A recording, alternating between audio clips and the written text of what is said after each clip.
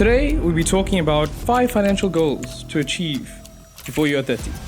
Well, it's about 13 years too late for me, but yeah, I think it's just like, what can you try and do before you're 30 just so that you make sure that you're on track from a financial perspective? One of those goals is having about 3 to 6 months leeway in an emergency fund. I think it's something that's become popular over the last couple of years, effectively just to have that safety net in case things go wrong. Speaking of debt, do you want to take us through good versus bad debt? A lot of people always think debt is a bad thing. There is a difference between, like, say, good debt and bad debt. Our second financial goal being debt-free. I think it's going to be difficult to be completely debt-free by the time you're 30, but I think it's important to be bad debt-free. Out of the list of those 5 goals, how did you fare when you were before you 30? It's a good question. I was lucky enough not to have any.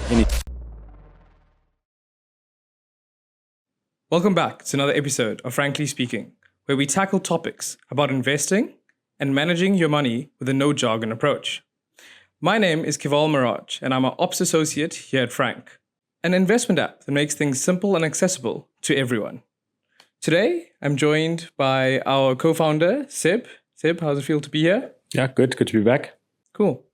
If you want to know more about what we do and what we're about, click the description box below. Don't forget to like and subscribe for more content. Today, we'll be talking about 5 financial goals to achieve before you're 30. Seb, would you like to introduce us to the topic? Well, it's about 13 years too late for me, but hopefully I'll be able to provide some insight onto it. I think it's just like, what can you try and do before you're 30 just so that you make sure that you're on track from a financial perspective? One of those goals is having about 3 to 6 months leeway in an emergency fund. Is that something that you came up with, or is it a... No, I think it's something that's become popular over the last couple of years, effectively just to have that kind of like safety net in case things go wrong.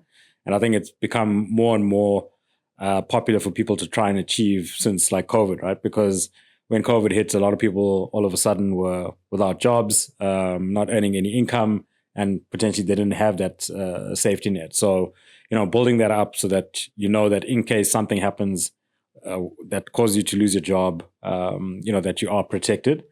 And I think, 3 to 6 months sounds a bit random, but I think, if something happens and you lose a job, it kind of gives you enough time to try and get back into the job market, secure a job. Whereas if it was only like 1 or 2 months, there's no guarantee that you could, get a new job that quickly. And what would you say is a good fund that Franc offers to invest your emergency fund in? Yeah, so an emergency fund is, the key thing is that you want it to be accessible quickly in case there's an emergency. And you also don't want there to be any investment risk, right? Which means that you don't want to, it mustn't be volatile, so that when you do want to withdraw, it must be the right time to withdraw. Whereas if it was in equities and like the stock market just tanked and you needed to withdraw, it would be a bad time, right? Whereas, our money market fund is a good place because you earn a good rate of return through interest, and the capital value is untouched. So, long answer to the short question, but I think our money market fund is the most appropriate. And I think it's also important that people have that 3 to 6 months saved, because a lot of people have taken on loans for houses, whether it be a mortgage or cars or any sort of debt. Speaking of debt, do you want to take us through good versus bad debt? Yes, I mean, a lot of people always think debt is a bad thing, but that's not right. There is a difference between, like, say, good debt and bad debt. Our second financial goal is debt, basically being debt-free. So do you want to take us through good versus bad debt and what's the trade-off between the two? Sure. I mean, I think it's going to be difficult to be completely debt-free by the time you're 30, but I think it's important to be bad debt-free, right? And there is a distinction between good and bad debt. Bad debt is stuff that, where you've taken out debt for consumption purposes, right? Maybe it was a credit card or store account or something like that, where you were buying something that doesn't really have, that loses value quickly. Whereas good debt is where, you taking out debt maybe to buy a home or to invest in a business, that can potentially earn you returns over time. So I think by the time you're 30, try and be bad debt free to the extent that it is possible. And you mentioned, like, obviously some debts are good, like if you need to purchase a property and you take a loan to buy the property. It moves us on to our third financial goal, and that is having a good credit score. Do you want to explain what a credit score is in the first place? Yeah, I mean, a credit score is something that the credit agencies rate you against. So they give you, if you look on your profile, you probably have a number. And I think good credit score is anything like over 670. And a credit score will dictate two things mainly. Whether the lender, whether it's a bank or whatever, actually wants to give you credit, because your credit score might be so bad that they don't want to take the risk, or they think maybe you're not going to pay them back. But then it'll also dictate like what rate they want to lend you the money at. So the better your credit score, the lower the rate will be, and the worse your credit score, the more expensive it'll be. So yeah, you want a good credit score so that firstly you can get access to some of this good debt, and then also that it's attractively priced. It is a bit of a circular thing because like often people think, if you don't have any debt at all, it's great, which is good, but then it also means that it's unlikely that you can have a credit score. So without a credit score, no one's going to lend you anything. So you actually need to take out some credit in order to get a credit score. And how do you go about improving one's credit score? Because I know like when you're under 30, you don't really have much experience in paying off your debt because you most probably just in your first job, really. Yeah, so I mean, the easy things to do would be to like have a credit card, make sure you pay it on time. If you can pay more, that's even better. So just do what you need to do in terms of like the repayments. That'll contribute. Another financial goal to achieve before you're 30 is paying off your student loans. Because like I mentioned, once you straight out of varsity, go to your first job, it's not easy paying it off. Do you just want to chat about how important it is to try pay off your student loans as soon as you can? Yeah, I mean, it goes to similar things. Student loan is debt. It's just a different type of debt. It's probably more classified in the good debt bracket, just because you've kind of invested in yourself. And the better your qualification and education, the more likely is that you'll be able to earn more.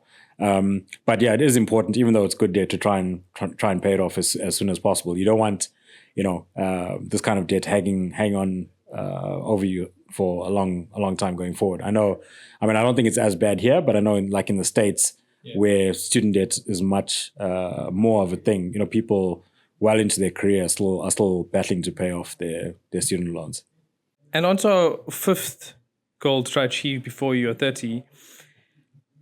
I know you mentioned having at least 3 to 6 months of emergency funds in the bank, but how important is it to have the equivalent of your annual income invested? I mean, I think it's a great thing to try and get to. You can, if it's not possible, you can maybe catch up later. But I think it's a good initial target, because just like when you retire, when you're 30, you still got 30, 40 years left of working. But you need to get to a certain amount when you retire so that you can retire comfortably.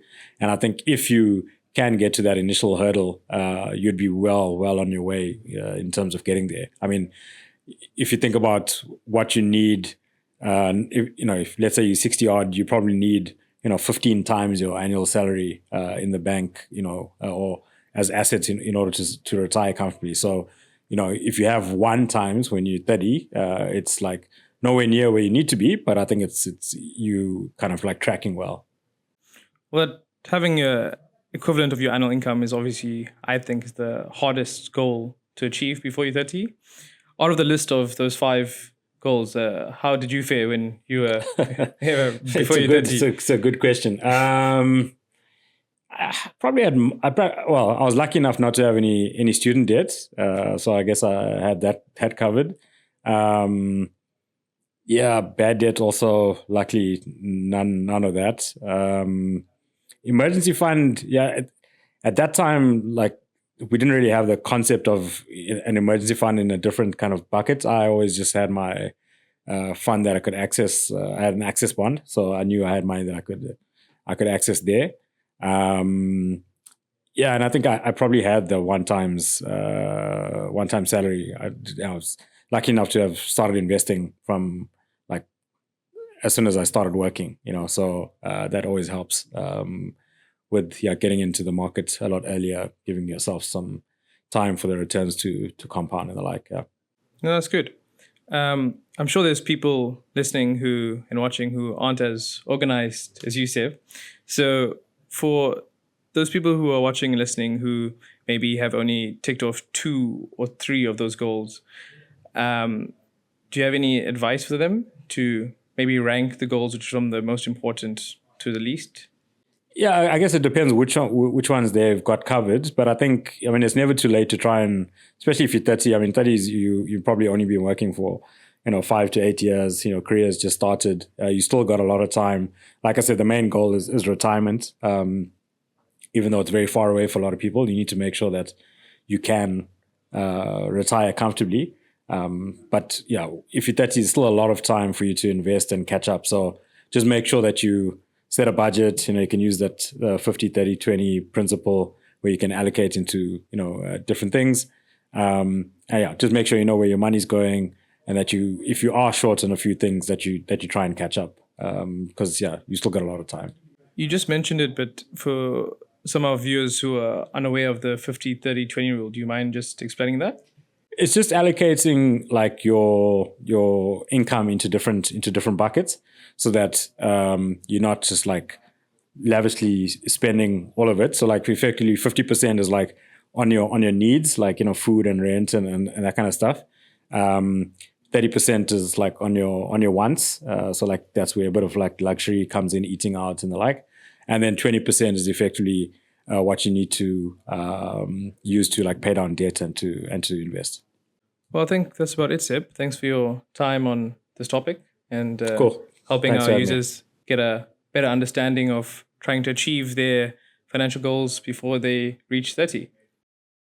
If you guys have any questions or comments, please leave them down below and let us know how close you are to achieving your financial goals. You can tick them off, see how many of you achieved in the comments below. Don't forget to like and subscribe, and that's it from us.